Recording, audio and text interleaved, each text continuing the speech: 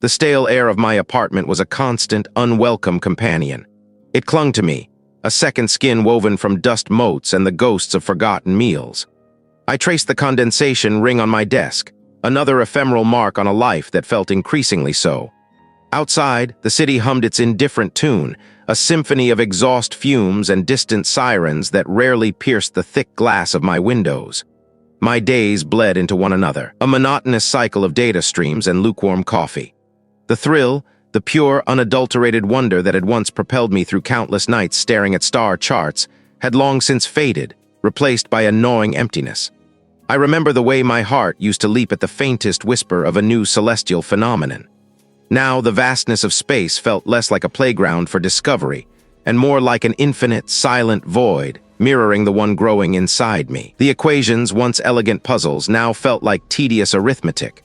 The universe, once a source of infinite possibility, had become predictable, a grand, cosmic clockwork ticking away towards an inevitable, uninspired end. My fingers, calloused from years of keyboard work, hovered over the monitor. I'd set the parameters to search for anomalies, a habit I couldn't shake, a faint ember of the old fire refusing to be extinguished. Most of the time, it yielded nothing but the usual cosmic static, the universe clearing its throat.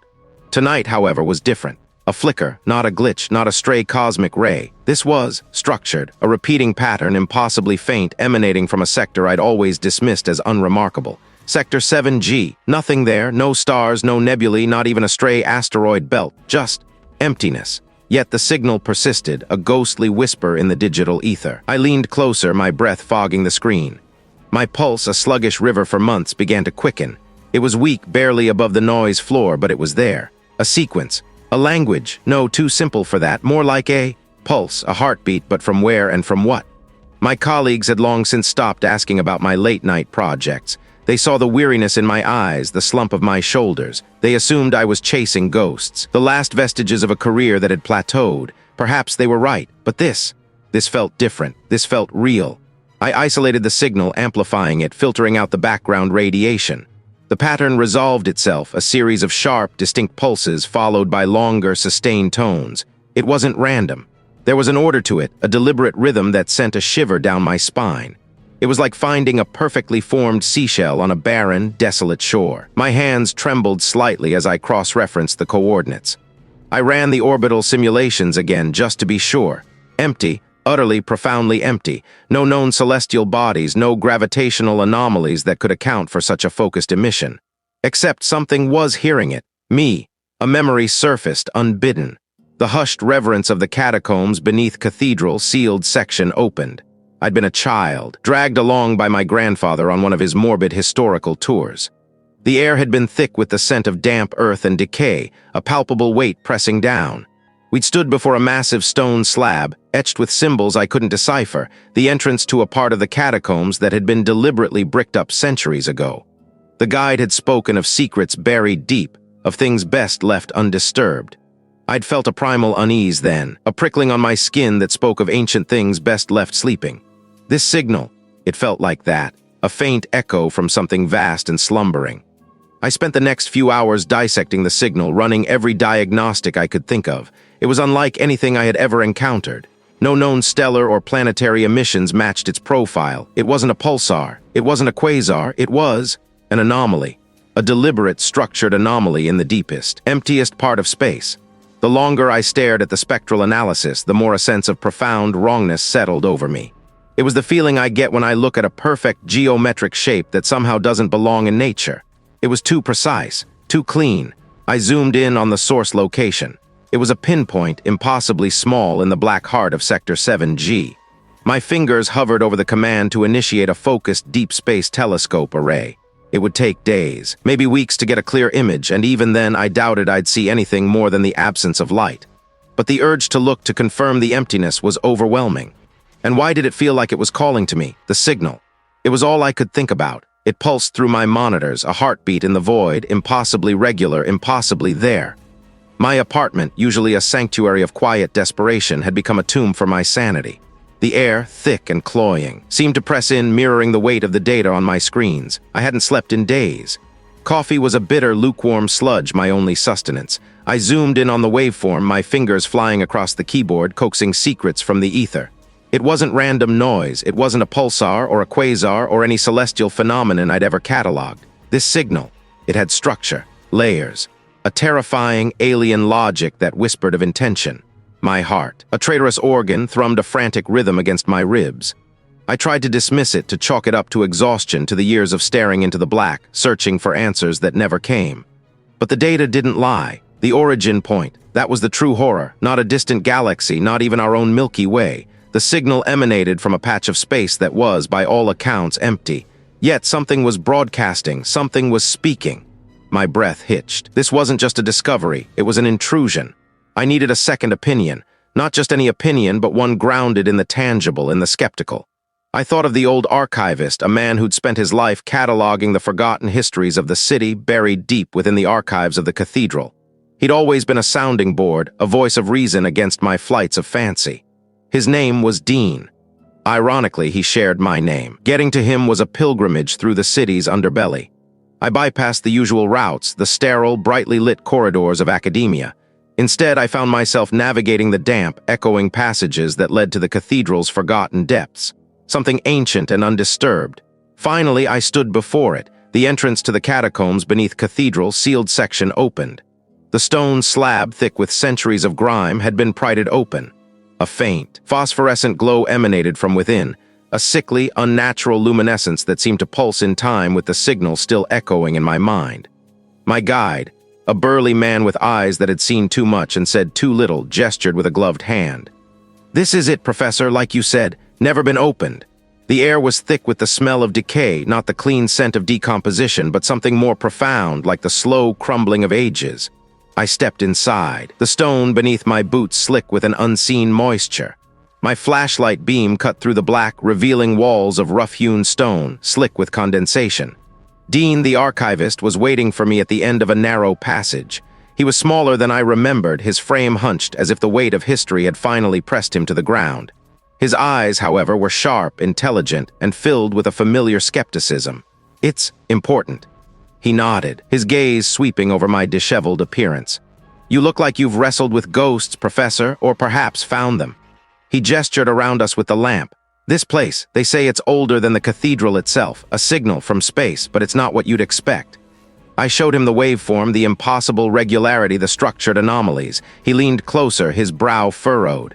"Intriguing," he murmured, his skepticism warring with a genuine curiosity. "The signal is just data, Dean. It could be anything, a glitch, an anomaly in your equipment." "It's not a glitch, Dean," I insisted, my voice rising. "I've triple-checked everything. This signal, it's artificial, and the origin point, it's nowhere, but it's broadcasting, and it's getting stronger." I pointed to a section of the data, a repeating pattern that defied any known natural law. "Look at this. It's like a language, but not one we can understand. It's older, deeper." Dean traced the pattern on the screen with a calloused finger. "Older than what, Dean? Older than the stars? Older than time itself?" A faint tremor ran through his voice. "It has a certain resonance, a feeling of being watched. Perhaps my signal is just an echo of something that's always been here, something that's finally waking up." The phosphorescent glow from deeper within the catacombs seemed to intensify, casting an eerie, greenish light on the damp stone walls. The air grew heavy, charged with an unseen energy. A low hum, almost imperceptible, began to vibrate through the floor, through my very bones. Dean's face was pale in the lamplight. He held the lamp higher, its flame sputtering erratically. "I don't know," he breathed. "But I don't think it's a language I meant to understand. I think it's a key, and whatever it's unlocking, I'm not sure we want to know." The hum grew louder, more insistent, and the glow pulsed with a life of its own. What had we awakened in these forgotten depths? The hum wasn't just in my bones anymore. It was a physical pressure against my eardrums, a low thrumming that seemed to emanate from the very rock around me. My flashlight beam, usually a steady beacon, trembled in my hand, reflecting off slick, moss-covered stones. I'd expected musty air, the scent of decay. Instead, the air was surprisingly crisp, carrying a faint, ozone-like tang, like the aftermath of a lightning strike. This was the sealed section of the catacombs beneath cathedral. Sealed section opened, a place the cathedral custodians insisted had been bricked up for centuries. They'd been wrong, terribly wrong. My fingers traced the strange, geometric patterns carved into the wall. They weren't any known script, not Latin, not even anything remotely historical. They were sharp, angular, alien. The signal I'd picked up, the one that had drawn me here, felt like it was resonating with these carvings. It was a symphony of impossibly precise frequencies, a language I was slowly, agonizingly starting to understand. I'd spent weeks analyzing the anomaly. It wasn't random noise. It was structured, deliberate, like a heartbeat but on a scale that dwarfed any biological process. A cosmic pulse.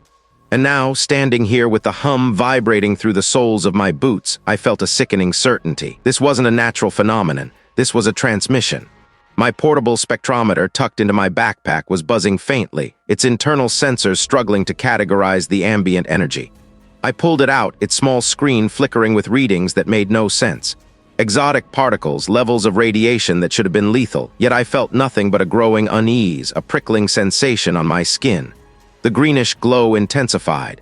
It wasn't coming from a single source, seemed to seep from the very stone. I directed my flashlight beam towards the end of the narrow passage. It opened into a larger chamber, the ceiling lost in shadows. In the center of the chamber, a structure rose from the floor. It was impossibly smooth, obsidian black, and seemed to absorb the light from my flashlight rather than reflect it. It was roughly spherical, about the size of a small car, but its surface pulsed with that same eerie internal light. The hum was loudest here. It felt like it was trying to pry its way into my skull to rearrange my thoughts. I felt a dizzying sensation, as if the world was tilting on its axis. My breath hitched. This was it. The source. The signal wasn't coming from space. It was coming from this. I took a hesitant step forward. The air grew colder, a sharp, biting chill that had nothing to do with the underground dampness. It felt like stepping into a vacuum, a profound emptiness that leached the warmth from my body. My teeth chattered, a desperate, involuntary reaction. The geometric patterns on the walls were more intricate here, converging on the black sphere. They looked like schematics, like blueprints for something I couldn't begin to comprehend.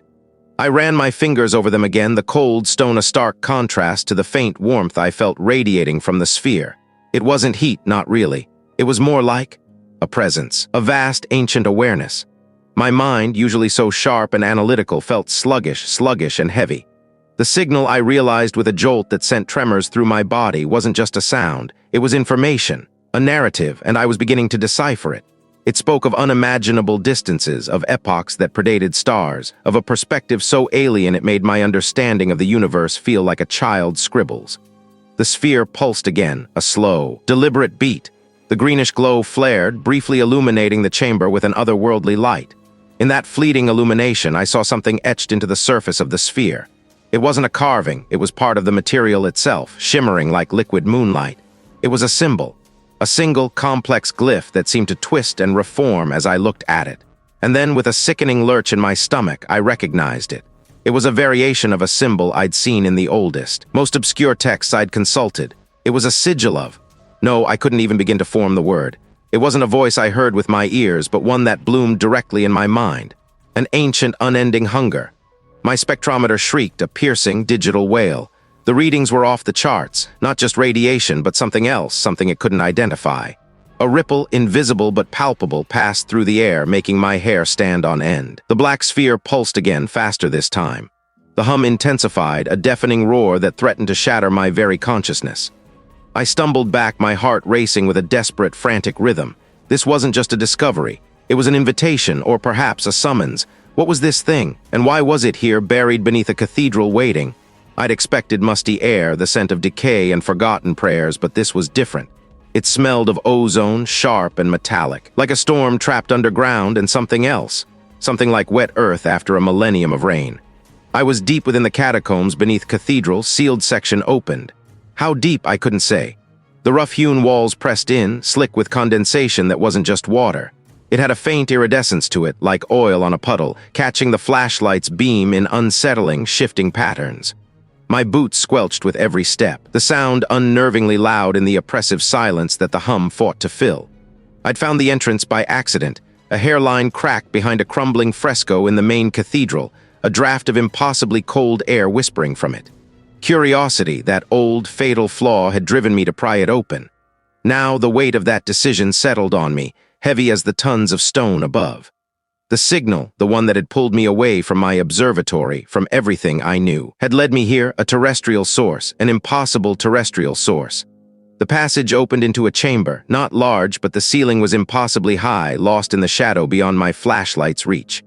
In the center of the chamber, a pedestal of black, unidentifiable stone rose from the damp floor. It was rough, pitted, and seemed to absorb the light rather than reflect it, and on top of it there was nothing, or rather a distortion. The hum intensified here, vibrating not just my bones but my teeth. It was a resonant frequency, a note so deep it felt like it was rearranging my very atoms. My vision swam. For a moment the rough stone walls seemed to ripple, to flow like liquid. This was it. This was the nexus. The source of the anomalous readings, the gravitational distortions, the faint, impossible energy signature that had haunted my data streams for weeks. But what was it?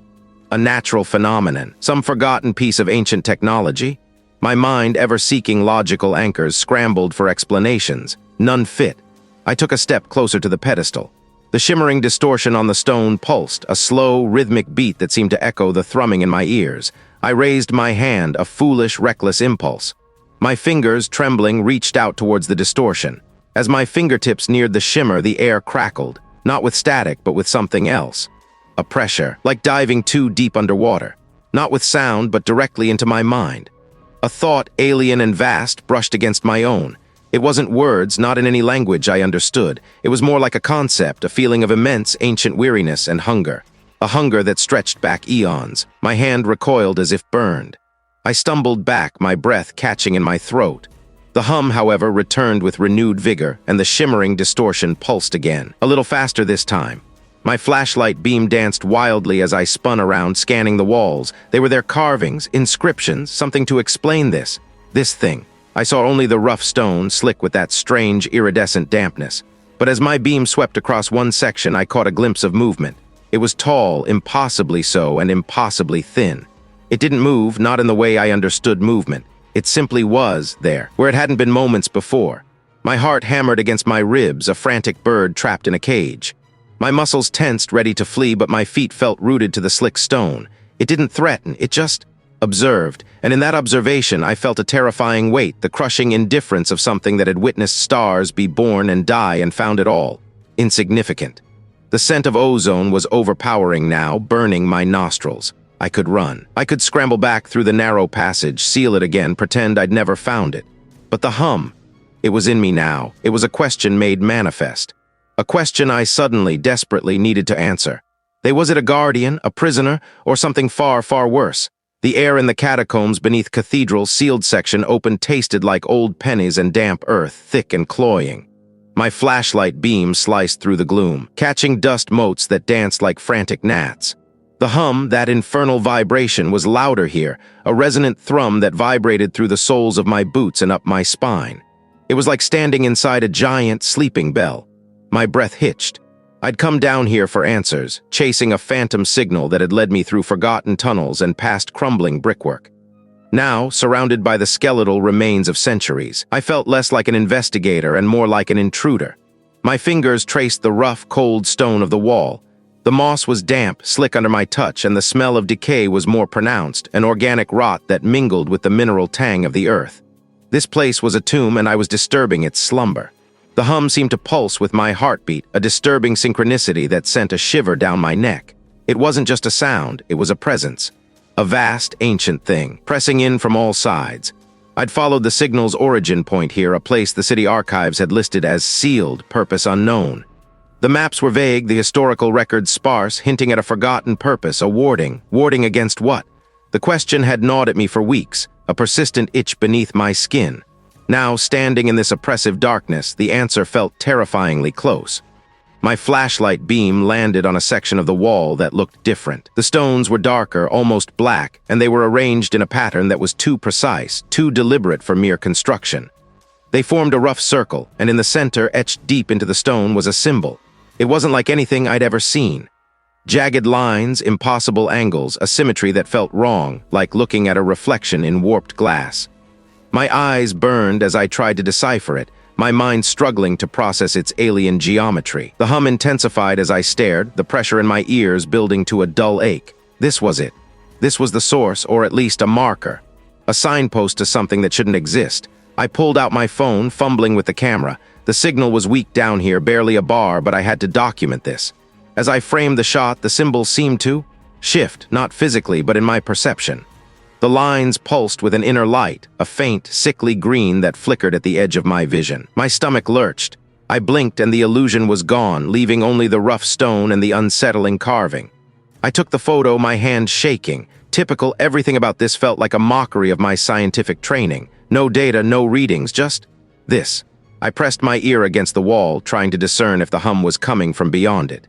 Yet the sensation of vastness, of something immense and slumbering, was palpable. I thought of the signal, that impossibly ordered sequence of pulses, so unlike any natural phenomenon. It wasn't random. It was a message, a beacon, and it had led me here. My thoughts raced, trying to connect the dots. The symbol, the hum, the sealed section, the signal. What had they been trying to contain, or what had they been trying to communicate with? I was Dean, an astrophysicist. I dealt with observable phenomena with quantifiable data. But this defied all my frameworks. I noticed something else then, near the base of the wall. A small metallic object, half buried in the dirt. My flashlight beam focused on it. It was a locket, tarnished and old, but clearly not of the same era as the catacombs. It was intricate with a similar, though less pronounced, geometric design etched onto its surface. My gloved fingers brushed away the dirt. It felt strangely warm. I tried to pry it open, but it was stuck fast. As I handled the locket, the hum seemed to shift. It no longer felt like a vibration from the earth, but from within the very air itself. A subtle change, almost imperceptible, but it prickled the hairs on my arms. It wasn't words, not in any language I knew, but a series of clicks and sibilant sounds that seemed to echo the alien geometry of the symbol. I dropped the locket. I scrambled back, my heart racing. I looked from the symbol to the locket, then back again. Was this connected? Was this some kind of key or a warning? I needed more information. I needed to understand what I was dealing with. The archives had mentioned a historical society, a group obsessed with the city's forgotten past, their records potentially holding clues to this sealed section. They were a fringe group dismissed by most academics, but perhaps they knew something the official records didn't. My phone buzzed, a notification from a cached email.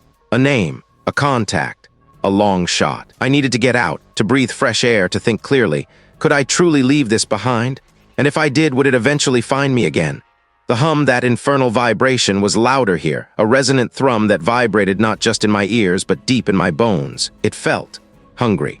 I took a step forward, my boots crunching on loose gravel and something else, something brittle and dry. The beam swept across the rough-hewn walls, revealing formations of what looked like calcified roots, gnarled and twisted as if in perpetual agony. This wasn't natural. Nothing about this place was natural. The signal, the one that had drawn me from my comfortable observatory to this forgotten corner of the world, had led me here to this suffocating, ancient darkness. My breath hitched. The hum intensified, a low growl now, a sound that scraped against my sanity. It felt like it was trying to communicate, not with words, but with raw sensation, with a pressure behind my eyes that threatened to split my skull.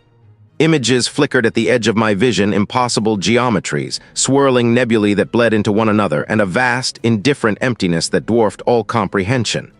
I squeezed my eyes shut, shaking my head, trying to dislodge the intrusive visions. They were echoes, I told myself. Just echoes of the signal imprinted on my mind. But the feeling persisted, a growing unease, a primal fear that whispered of things that should remain buried, of truths that were never meant to be unearthed. My flashlight beam caught something ahead.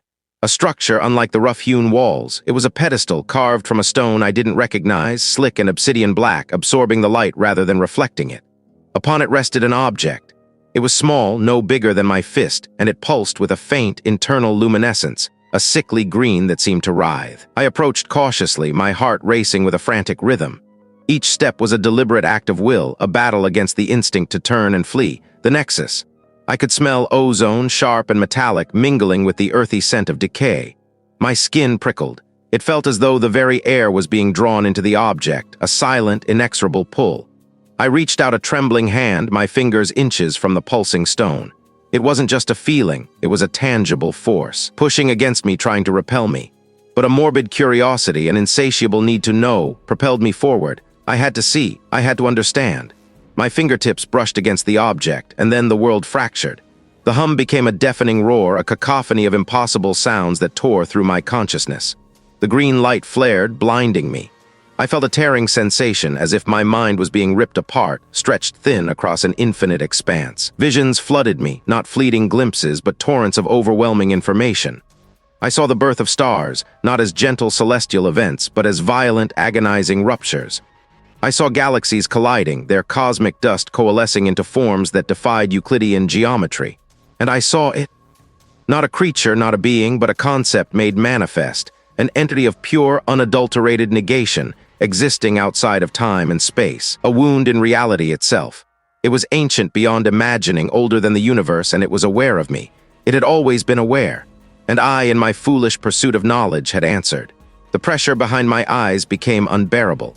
My vision swam, the flashlight clattering to the floor, its beam extinguished. I could feel the entity's influence spreading, not just in my mind, but in the world around me. The stone walls of the catacombs groaned, not with the settling of ancient structures, but with a deeper, more fundamental distress. The air grew thin, brittle, as if reality itself was beginning to fray at the edges. The hum, the signal, the entity, it was all part of a process, a slow, insidious unraveling, and I had just accelerated it.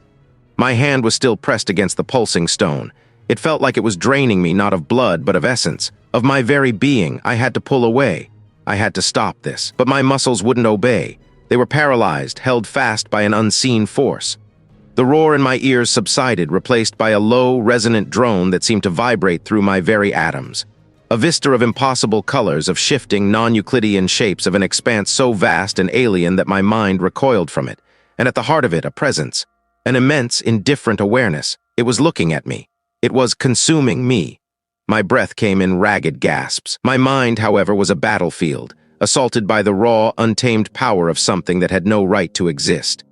I was a single mote of dust, caught in a cosmic hurricane, and the storm was just beginning. What had I unleashed? And was there any way to put it back? The hum, that infernal vibration, was louder here, a resonant thrum that vibrated not just in my ears, but in the marrow of my bones. It was a physical thing, this sound, a pressure building behind my eyes. I'd done it, I'd opened the way. My hand, still slick with something that wasn't quite water, trembled as I lowered the flashlight. The beam wavered across the rough-hewn stone walls, revealing nothing but the passage of centuries in the grime and the occasional glint of moisture. But the hum was everything. It filled the space, pushing against me, a silent scream that spoke of impossible distances and things that should not be. I took a step back, my boots scuffing against loose grit. The sound didn't diminish. It didn't change. It simply was. My heart hammered a frantic rhythm against my ribs, a desperate biological counterpoint to the cosmic thrum. It felt like my own blood was trying to escape, to flee this place, this impossible revelation. The signal, it hadn't been a transmission. It had been a key, a single, precise frequency that resonated with something vast and dormant.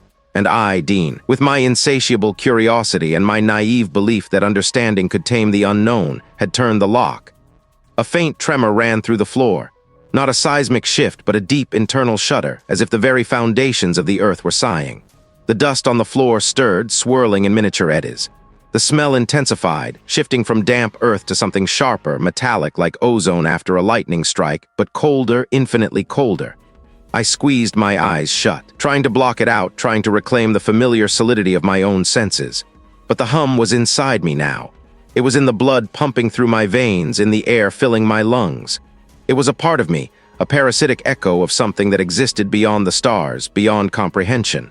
When I opened my eyes, the flashlight beam seemed weaker, its light struggling against an encroaching darkness that wasn't just the absence of illumination. I stumbled backward again, my movements clumsy, uncoordinated, my breath hitched in my throat. The hum seemed to coalesce to focus on a point just beyond the reach of my light. I could almost feel it watching me, a vast, indifferent awareness that had been stirred from an eons-long slumber. I had to get out. I had to seal this place again, somehow, but how? The mechanism I'd found, the intricate alien design. It was beyond my understanding. It had worked once to open. Would it work to close? Or would my clumsy attempts only hasten the inevitable? Another tremor, stronger this time. A cascade of fine grit rained down from the ceiling. The hum surged, a wave of pure, unadulterated vibration that made my teeth ache. I saw it then, or thought I did. A flicker of movement in the periphery of my flashlight's reach. Something vast, amorphous, shifting just beyond the tangible. It wasn't solid, not in any way I understood. It was more like a distortion, a ripple in the fabric of space itself. My hand fumbled for the small, tarnished bronze key I'd used to activate the mechanism. It felt impossibly small and insignificant in my palm, a child's toy against a god's awakening. I could feel my own sanity fraying, the edges of my perception blurring. The hum was no longer just a sound. It was a pressure, a weight on my very soul. It was the sound of the universe unraveling, of order giving way to an ancient, chaotic truth. My breath rasped in my chest. The flashlight flickered, the beam dying, then flaring back to life, weaker than before. In that brief, dying light, I saw it again, clearer this time. It was a hunger, and it was looking at me. What had I done? Had I just opened a door, or had I invited something in? The hum, that infernal vibration, was louder here, a resonant thrum that vibrated not just in my ears, but deep within my bones, a physical pressure against my sternum. It felt like the very stone around me was breathing, a slow, deliberate inhale and exhale that mirrored the frantic beat of my own heart. I traced the source of the sound. It wasn't coming from a device or a hidden speaker. It emanated from the very walls, from the ancient moss-slicked stones that had stood for centuries, absorbing secrets no human was meant to know. My fingers, trembling slightly, brushed against the cold, damp surface. The vibration intensified, a sharp jolt that shot up my arm and made my teeth ache. It was alive. Whatever this was, it was undeniably, terrifyingly alive. The signal, the one I'd chased across light years, the whisper from the void that had led me from the sterile quiet of my observatory to this suffocating darkness. It wasn't a communication. It was a pulse, a heartbeat. And it was originating from something far, far older than humanity, older than the stars themselves. My flashlight beam, wavering, fell upon a section of the wall that looked different. The stones were smoother, unnaturally so, as if polished by an infinite tide. They seemed to shift, to writhe, just at the periphery of my vision. I blinked and they were still. I remembered the raw data, the impossible energy signatures, the way the signal had folded space-time around itself. It wasn't a transmission, it was a wound. A tear in existence that something vast and unknowable had bled through, and it had found a conduit, this place. This ancient, forgotten underbelly of a city built on prayer and dogma. A low groan echoed from somewhere deeper in the catacombs, a sound that scraped against my nerves like fingernails on slate. It wasn't the settling of old stone. It was a sigh, a sound of immense weariness or, perhaps, awakening. I pressed my hand flat against the smooth stones, the vibration now a deafening roar in my skull. Images flashed behind my eyes, not memories but impressions, vast silent expanses, colors that had no name, shapes that defied geometry, a profound, crushing loneliness that was not my own. It was the loneliness of an entity that had existed before time, before space, before consciousness.